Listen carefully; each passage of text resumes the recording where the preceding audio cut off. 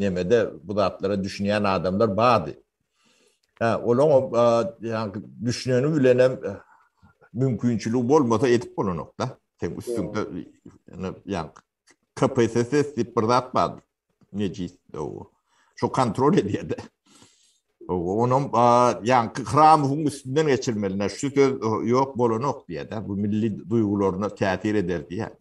Onu şu sözü sen geçirip bilen o kitabına baran nokta. Mehmet ne yani çüşen sakasında şolar otuyor da. Bolmasa tarihçiliğim de vardı başta. O 22. yıllardaki yazılan demeleri tarih kitapları demettik de. O bizim tarihçilerimiz vardı. Sürgüyle sürgün ettiler. Köprüsünü attılar. Sibir'den çıkardılar. Başka devletlere sürgün ettiler.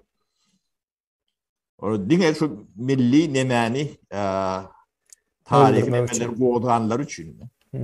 Bu başka bir tema. Biz bu temadan daşına çıkmalı. Tema yankı dil mecbur çıkıyor biz. Her gurrun edenimizde dil çıkıyor sebebi. Yanlış fikirleniyorsa yankı aydan doğru.